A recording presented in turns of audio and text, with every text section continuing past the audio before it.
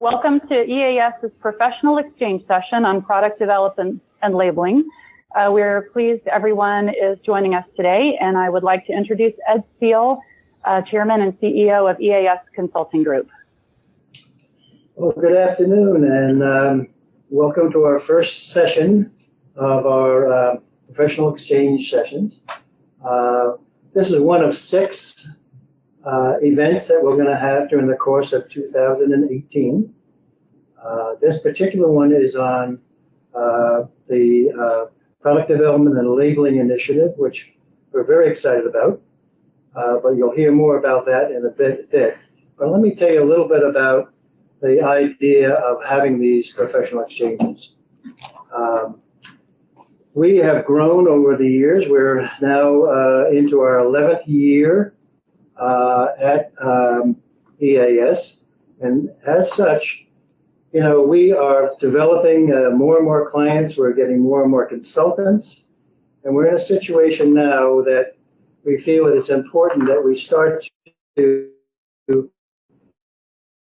share so that we can better facilitate an understanding of one another, who we are, what our programs are, and how you fit into the whole project. So it's the whole concept is to try to develop a team concept and bring you closer in our virtual world that we live in with this particular business.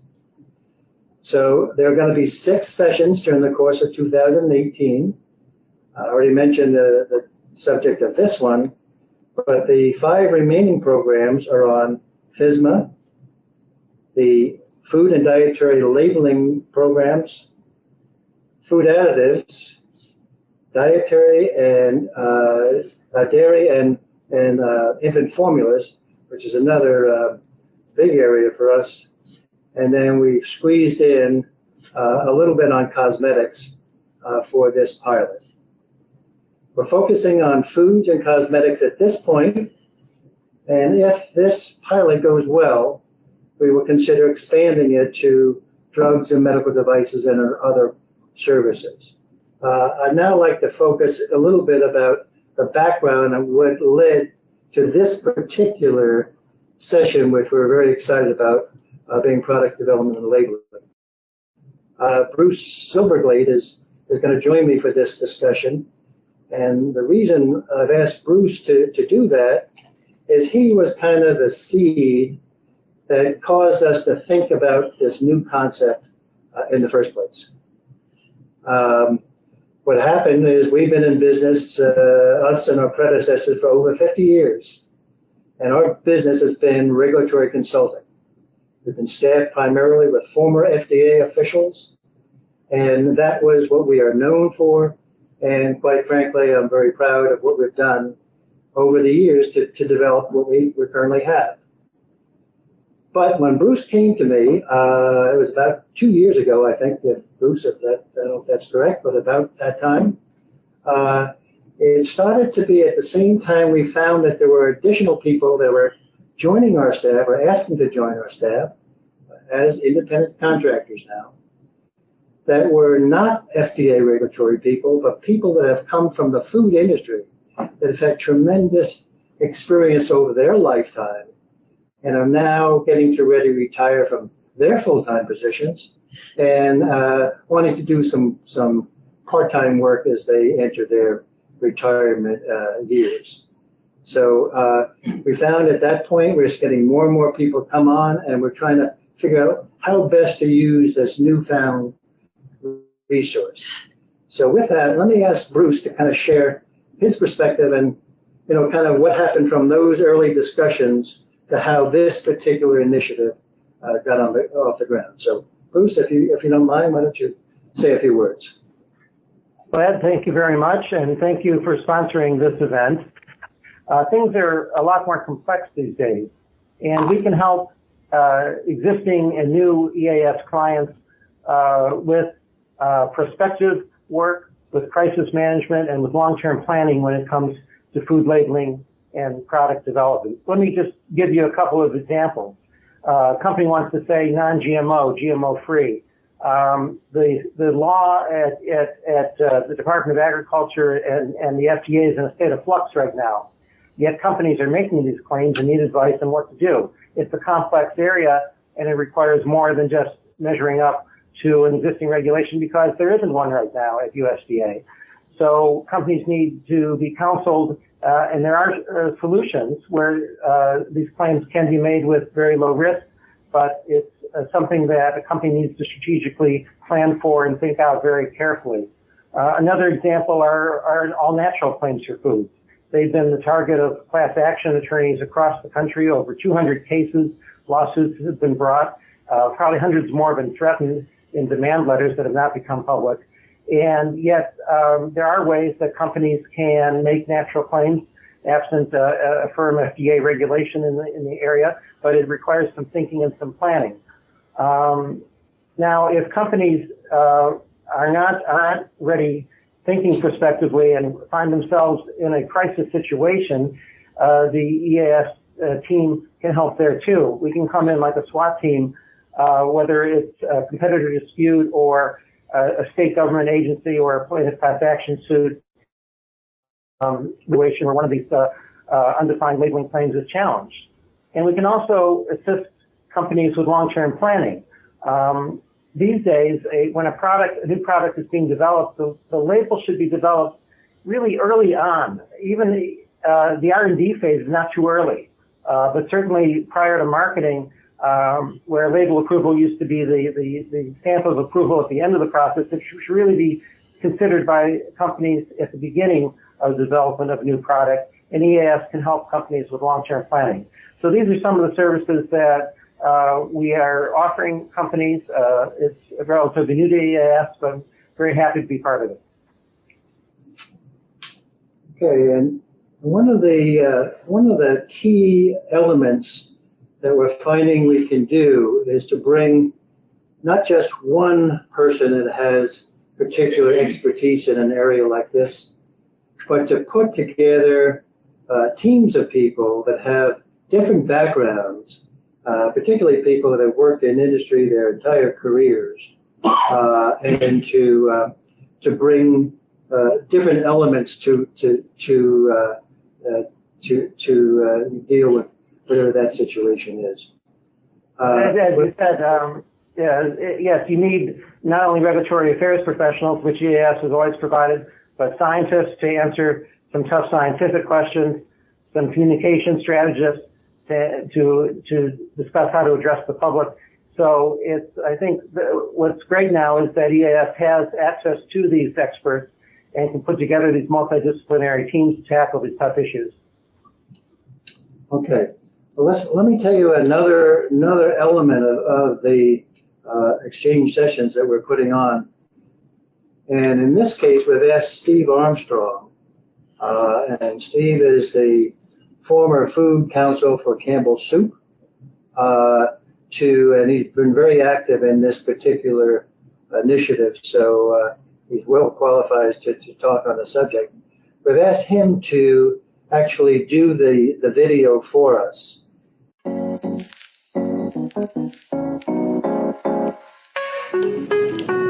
Hello, my name is Steve Armstrong, and I'm the former Chief Food Law Counsel for the Campbell Soup Company, and I'm now serving as an independent advisor on food law and regulation for EAS Consulting Group.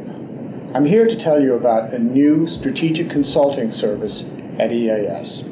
It's called the Food Product Development and Labeling Group, and it's designed to help food companies navigate the current highly challenging environment for food. For over 50 years, EAS and its predecessors have become well known for FDA expertise. Today, EAS has built on that foundation by establishing a team of former food industry executives like me who can bring unique business-focused perspectives to EAS engagements. Many of these experts have completed successful careers in some of the world's largest food companies. They have spent decades developing knowledge and expertise in a variety of roles, including R&D, quality assurance, regulatory and government affairs, legal, and marketing. Our new service can marshal their experience and insights to help clients develop innovative food products and compelling marketing claims. Our skilled cross-functional teams can help a company from ideation through commercialization and beyond.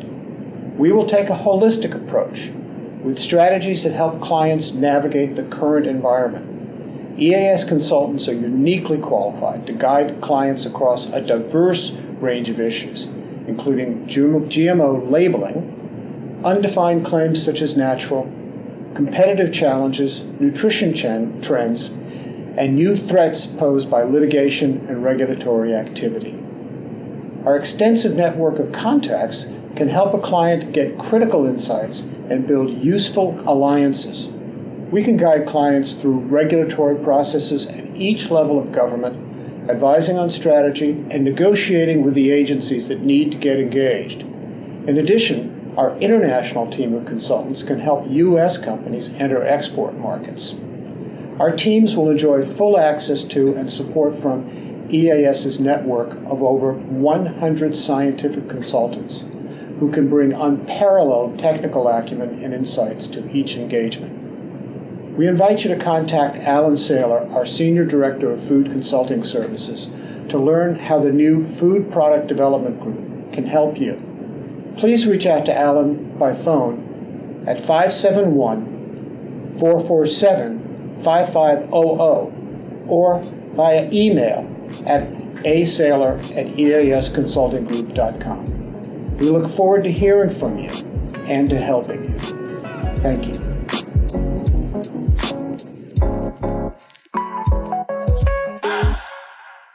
Steve, why don't you now talk a little bit about your thoughts about the team concept and the people we've amassed in the last couple of years that are eligible to be part of our product development and labeling team.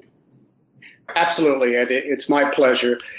I'd like especially to echo some of the things that Bruce said, because it is so true that the process of making claims and communicating about food in today's environment is really growing especially challenging. Over the last year, I've had a lot of fun speaking in various conferences and even teaching some of the classes that I've been giving in this area about how difficult it is, how interested consumers are in not only what's in a food, what a food delivers, but what was not done to a food, processes that were not used. And this goes all the way from non-GMO to cage-free to free-range to no antibiotics ever, to all sorts of claims that are complicated to prove, are very tricky from a perception and a communication perspective. And of the EAS product development and labeling team is that its members combine significant business experience across a variety of areas with considerable regulatory and scientific expertise. The entire team, as we've assembled it, consists of over 40 people who have now retired from leadership positions where they had to manage many of these issues in the food and dairy industries, as well as in companies that provided support through specialized scientific and technical services. All of the people on this team have impressive backgrounds. They've all led teams, they've all coordinated projects, they've all delivered claims and innovation, product launches, product lines that have involved significant challenges across a variety of fronts. And projects that deliver on business executives, but with due regard for the incredibly challenging regulatory environment that the food industry faces now. The skill sets within this team cover the range of skill sets that are critical for product development and product launch, including food science, nutrition, regulatory and scientific affairs, labeling, food policy, food safety, quality assurance, auditing, microbiological analysis, and many other areas. And we certainly don't have time to list all of the businesses where our team members have developed their expertise and their leadership. But it's enough to say that these companies represent the waterfront of leading firms in food and agricultural production, such as Campbell Soup Company, Mondelez, Welsh Foods, Mead Johnson, Ecolab, Tate & Lyle, and many others. So I think, and I hope that begins to give everyone out there just an idea of the breadth and the range and the depth of this team, and the possible combinations of expertise to deliver against business objectives are almost limitless. And I think, Ed, unless I'm wrong, that in the next segment, we're going to get some more specifics about how some of this expertise is beginning to come together in recent organizations, recent client engagements, and how we've deployed some of the expertise against these client needs. And again, thank you very, very much for the chance to be a part of this.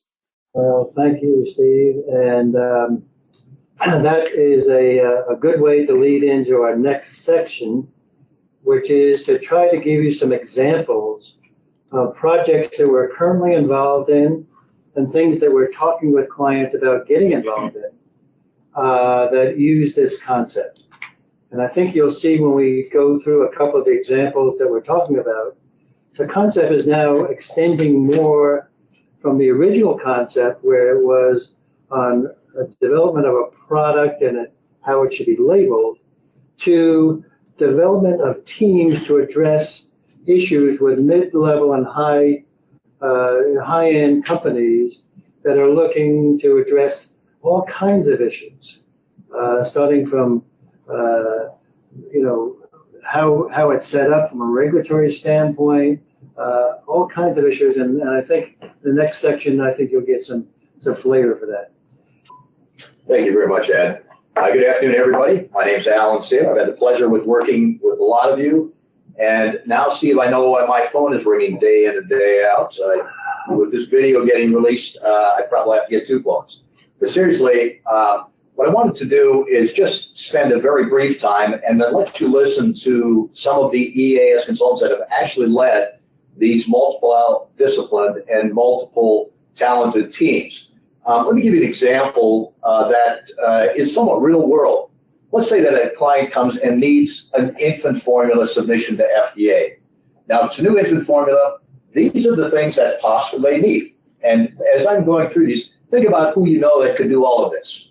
You might need a nutritional assessment, a labeling review, least cost formulation analysis, food additive regulatory status, GRAS applications possibly for some of those food additives that have not received the okay from FDA to be used in infant formula, food packaging toxicology, food safety assessments. Believe it or not, with all of the exemptions that infant formula and some foods have related to the new FSMA, they are not totally exempt. What about discovery meetings with FDA to get their input in some of these other studies and things of that nature? Also, we can they may need to have help with food recall, and there are many other services. This is just one potential project, and I think you understand very quickly, we're getting more and more of those requests, not less. So I'd like to do is hand this off to our first presenter that has actually done this kind of leadership of a team. So Mallory has been working probably for at least 4 months on this multidisciplinary, multi-scientific project. And Mallory, would you give us some background on this project and yourself? Thank you. Sure. First, I want to say thank you for inviting me to be a part of this and just introduce myself a little bit. My name is Mallory Bandaraga, and I have 30 years at Procter & Gamble and then 2 additional years at Kellogg's. I came into the Procter & Gamble with a PhD in oceanography and marine natural products chemistry. I started out in the environmental science department as an analytical chemist, and then I moved on into 25 years of regulatory affairs, food safety, food quality, and then I also worked on a number of other FDA and EPA regulated products. The project that I want to talk about today for the next 5 minutes or so is a project with a consumer products company that has a small food business. So it's a small food business in terms of its overall large company status. It's about 20% probably of its net sales is the food business. So it was an acquired food business. They weren't in the food business historically. and they've struggled a little bit with meeting all the new FSMA requirements that are coming about, and trying to integrate not just the acquired food businesses, but in the last couple of years, they acquired additional food businesses, and they've been going through a lot of change last spring, which led to engaging EAS on some site audits, which myself and another EAS consultant was involved with. And we went and assessed their sites for FSMA compliance on if they had an FDA audit today, how would they fare and what improvement areas do they have? Based on their satisfaction, and I guess they felt that there was a lot of value from what we gave them on the several audits that we did in June and July. They ended up coming back to us in late July, early August, and asking for a proposal to basically they were looking for somebody to help them figure out what they needed to do in the food safety and food quality and food regulatory area. So we put together a proposal, they reviewed it, they accepted it. We started September 1st. And since September 1st, we've had a total of 7 EAS consultants involved with the project with a variety of different skills. What has happened, though, as issues have come up, we had an original plan of what we were going to do, and then the company had different issues come up here and there, kind of crisis management things we needed to step into, or site visits and unexpected things happen. Just to let you know what they have been asking us to do in addition to the crisis management, basically they asked us to be a secondment, which is, I guess, a legal term that a lot of lawyers use. They don't have right now somebody who is really serving in a dedicated food safety, food quality, food regulatory role as, say, a director or vice president level person.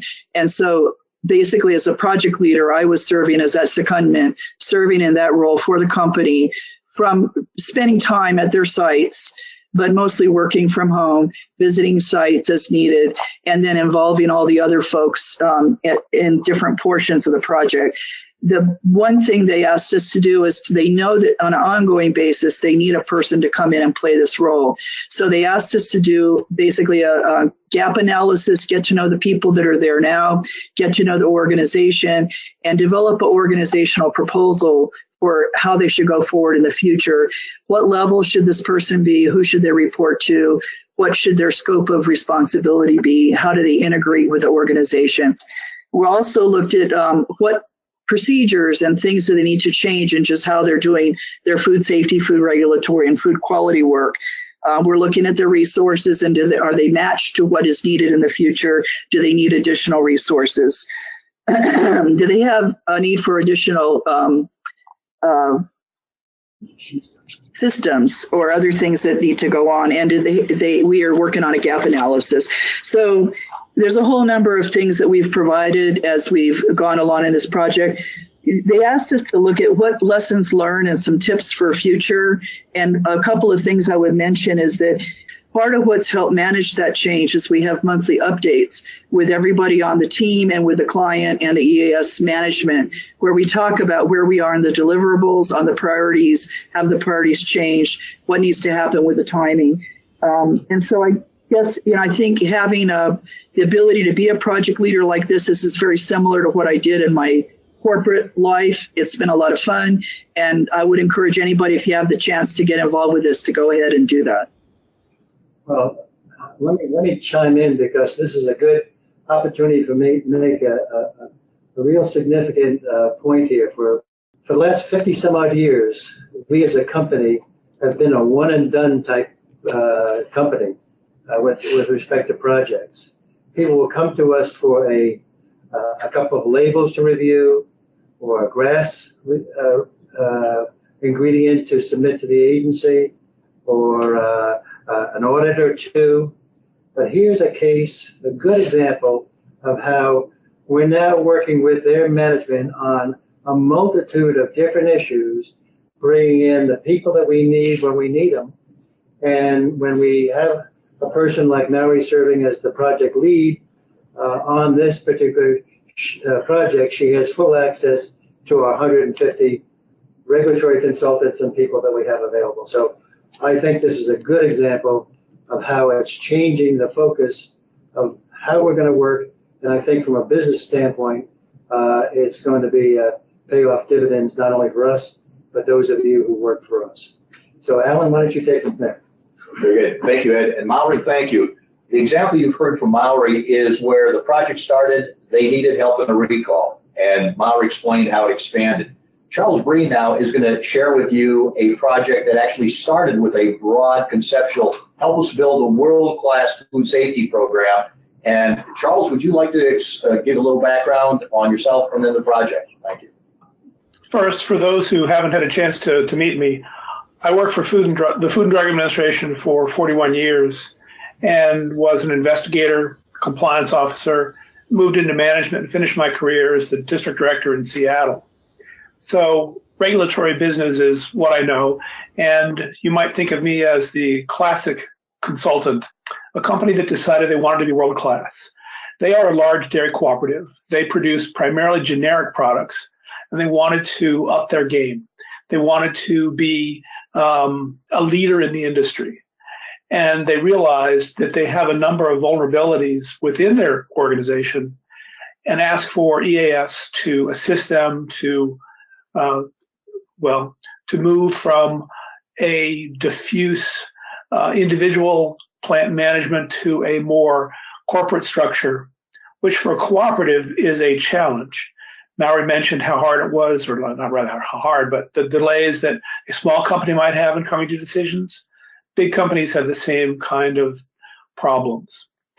The team that I was working with brought a wealth of industry knowledge from how to run dairy firms, how to integrate the management of multiple dairy firms. Merdad did that before in a large country and a number of dairy facilities over a variety of internal cultures, which was quite similar to the way that the project is running for EAS right now.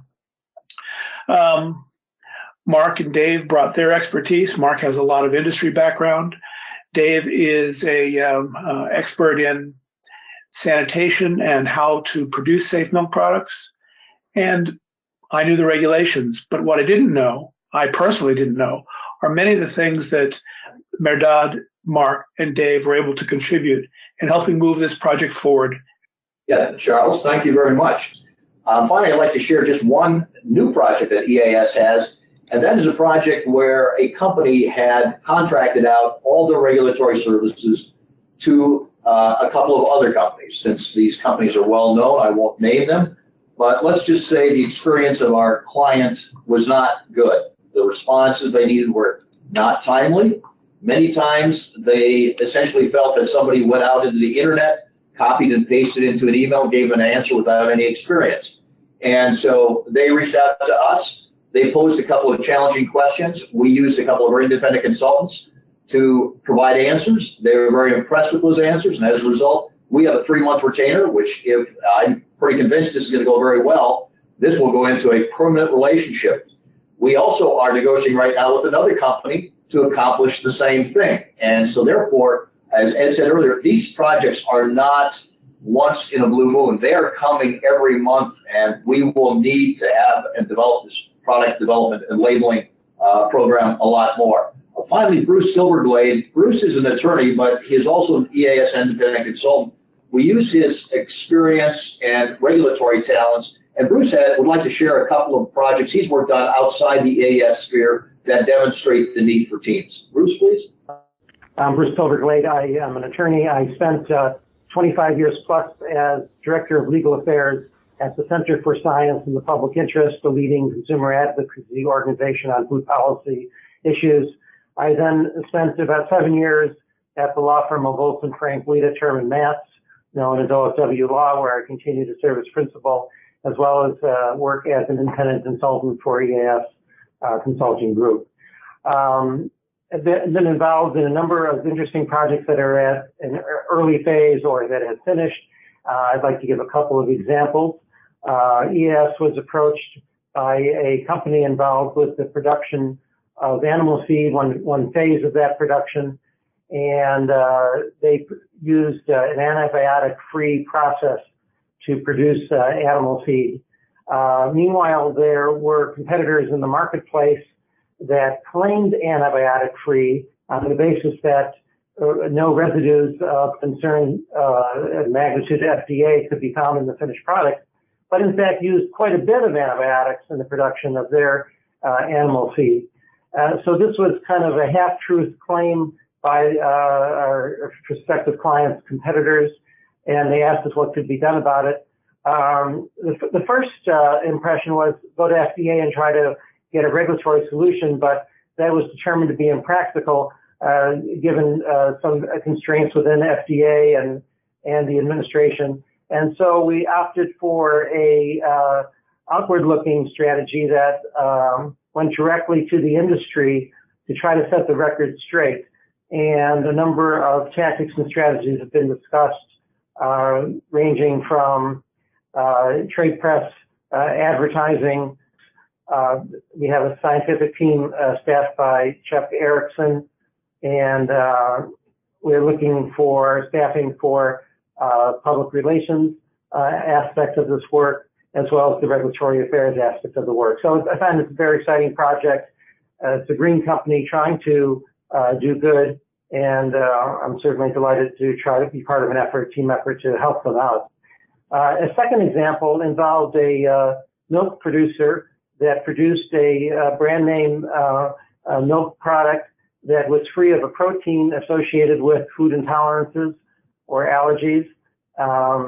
It too was the leader in the marketplace, but was facing unfair competition from smaller dairies that claimed to produce milk that lacked this protein, but in fact tests showed that those competitors were pushing the envelope and if not outright cheating. So in this situation, we arranged for the client to meet with the Food and Drug Administration, Division of Food Labeling. We met with the director and his staff.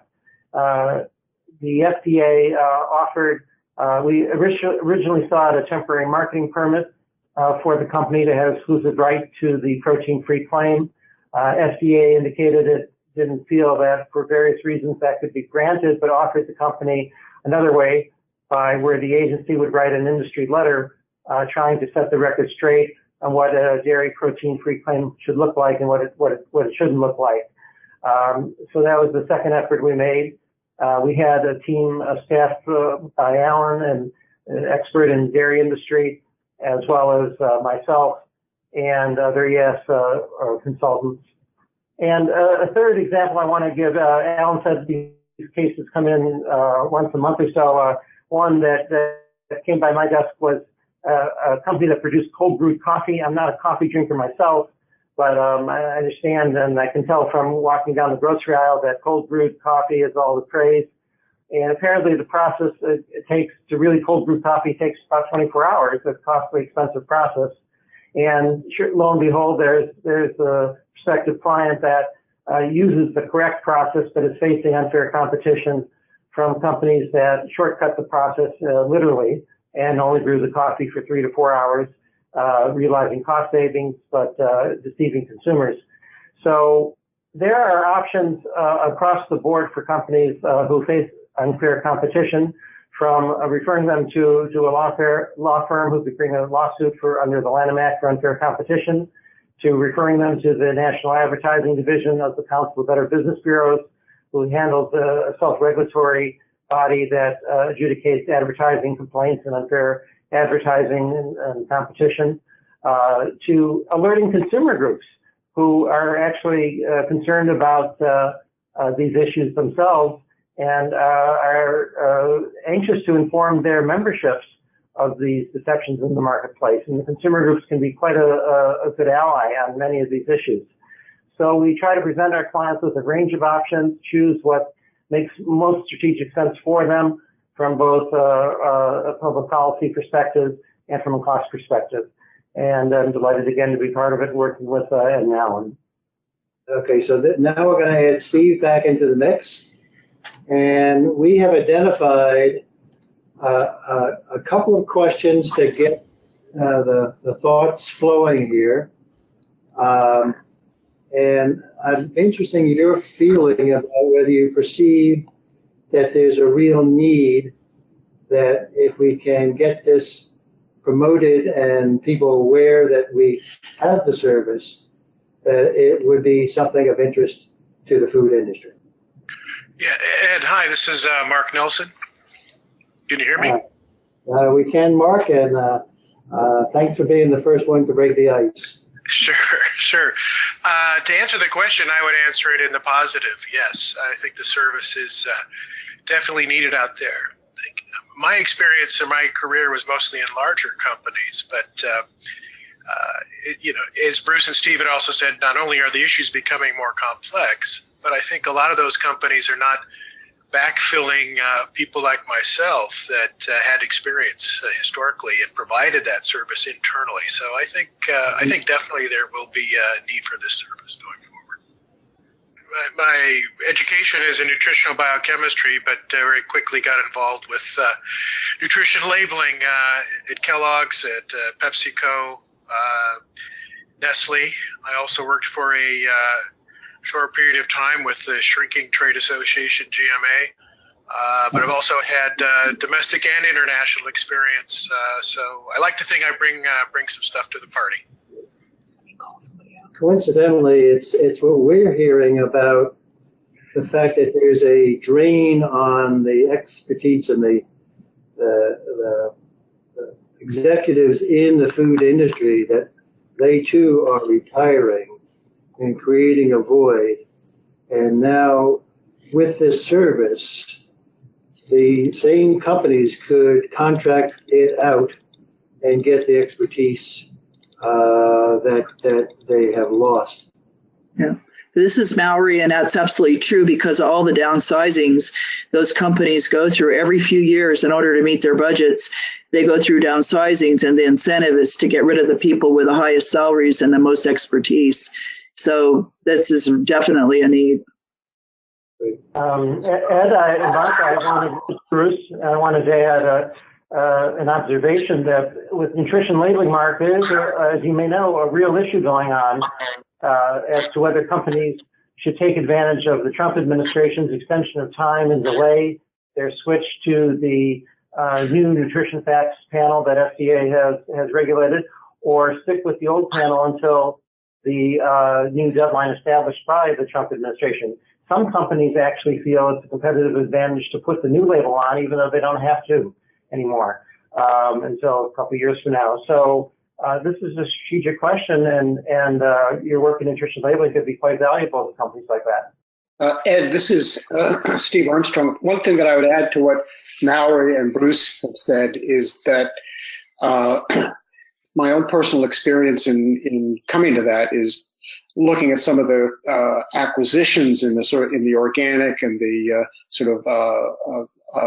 niche field that some of the major food companies have made over the last several years. Campbell, for example, acquired an organic baby food company. They acquired a carrot producer in California. And I think this ties up with the opportunity that's available to us now, because these are organizations that have to be integrated. They present very challenging problems, and they often don't have the staff that is needed. And the big companies that are companies that many of us came out of, as Mallory pointed out, are not expanding their staffs to provide the kind of regulatory support. And as many of us retire, the people that are coming after us simply don't have all the expertise that we have developed during our respective tenures. So it's definitely something that's happening in the real world, I feel. Great. Let me move on, because the other thing that strikes me is that with the number of industry folks that we now have, and quite frankly, it was staggering when I started to put together a list of those people who have this kind of experience, a long tenure in the industry as industry executives, as opposed to our FDA regulatory folks. It was not long before we're up over 40 individuals that had that expertise. But I would be particularly interested in any of you that have been out in industry, who obviously have your own contacts within the food industry to kind of give your thoughts about whether you think there's an application for this service, and if so, how you might be able to identify, what those needs might be. So, okay, Susan, why don't you give us your thoughts? The one comment that I would make is that I've worked with a number of companies where they're diverse in the sense that they're making dietary supplements, they're making nutritional products, and maybe cosmetics. And oh, by the way, they have the sunscreen, which is an OTC product. So the fact that they use different consultants for different aspects of their business, I think is interesting in light of what you've been talking about today, because this is a more comprehensive approach to handling the various aspects of their business. We like to think we've got a one-stop shop. When we do proposals, we sometimes include services they haven't specifically asked for, but we're looking for other ideas. Anyone else? If people that know EAS know us for our regulatory expertise, I think we've done a very good job of posturing ourselves and positioning ourselves in the industry for doing that. People don't know us for this service. And I think once it takes hold, I have a sneaky suspicion it's really going to take off. But one way to accelerate that, and this is my thought, is those of you who have been working in the industry, and I just mentioned 40 plus of you have done exactly that. If you can think of applications and with your context, you may be our best marketing tool. And I would hope that we have a relationship that would allow you to try to promote that, not only for our benefit, but obviously that you would have an opportunity to be part of that by doing actually part of that work.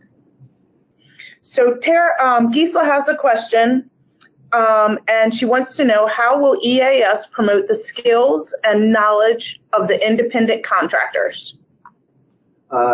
One of the tools will be for us to start making a bigger to-do on our own website. And I think this video would be the first step in that direction. And then, as in most other new initiatives, the best way for us to get on the map is for our consultants to help us promote the business by speaking at conferences and participating in writing of articles of various ways. And once you get your name out, then it starts to spread.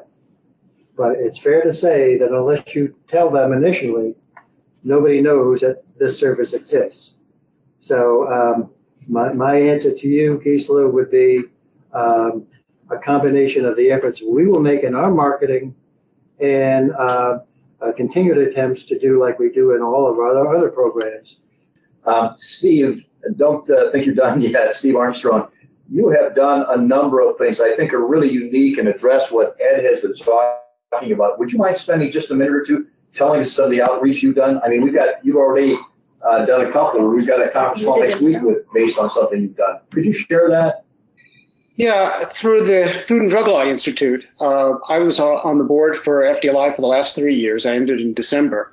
And I've had a great time writing articles for Update magazine on issues that were of interest, especially process labeling.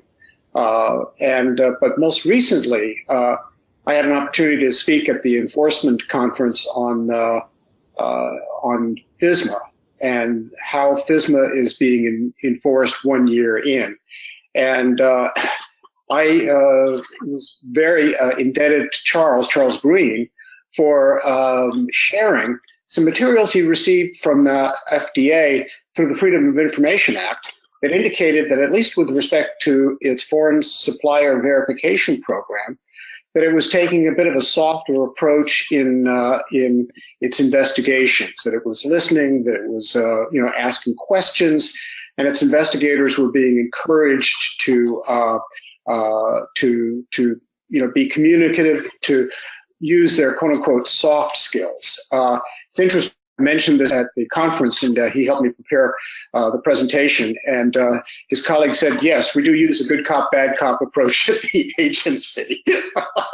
But it got me to thinking that it would be fun to write some of this up into an article. And I had a tremendous amount of support from Charles and from you, Alan, in just framing the sort of difficult question of where is FSMA enforcement right now? And I'm very, grateful to both of you for the perspectives you've provided.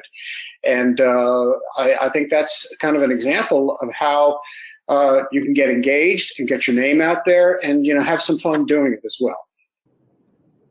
Okay, this is Tara Couch. So I'm the Senior Director of Dietary Supplements and Tobacco at EAS.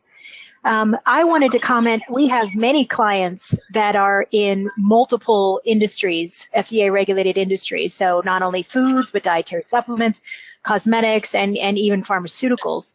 So sometimes it's difficult, particularly when we're talking about foods and dietary supplements, to determine how to market a product. And I think a service such as this would be very advantageous for some of the companies that I'm working with to help them decide that. Not only just to comply with the different types of regulations from a quality perspective and from a facility perspective, also to be able to, and who they should market them to and in what particular countries. These are a lot of international companies that are doing this. So I think a service like this, promoting a service like this could be really advantageous to a lot of those types of companies. That's good to hear. Good to hear, and my experience, that's very true. Dave Blomquist is on the line, and if Dave can identify a little bit about your background, Dave, and your question, it would be a good time to do that, and then we'll wrap it up. Well, thanks, Ed. Dave Blomquist. I spent a number of years with the Schwann's organization and later with Ecolab, and Alan called me up 2 days before I retired from Ecolab and said, hey, you want to work? I said, okay, sure, why not? So we've been doing this. But one of the things that I would suggest, I love the idea of the articles and stuff. And Alan, I'm going to drop you a note on some thoughts that I have there. But, we could set up some webinars. And the other thing that I was thinking was having a presence at trade shows and events like that. And, IFT, IEFP, having a presence there and having some kind of something that allows EAS to showcase its abilities there. So. Okay, that's an excellent idea. We do go to trade shows, and I think we can take this input and try to get as much exposure at those trade shows as we can. We find that when we go to a trade show, the real value is to get on the technical program, and the kind of things we're talking about today would be, ideal for such a session. Well, I guess now that we got the ball rolling, we could go on for a long time. I don't want to take too much of your time further, but I would invite all of you, if you have additional thoughts or ideas, to jot them down, send an email to Alan and myself, and to feel free to pick up the phone and talk to us so we can get this going, because I think collectively we can do an awful lot together, and I think it's going to benefit not only EAS, which is always my bottom line, but it's very important to me that all of the people that work for us as contractors can benefit as well. So let's call it a day. Thanks again for attending, and let me say bye for now.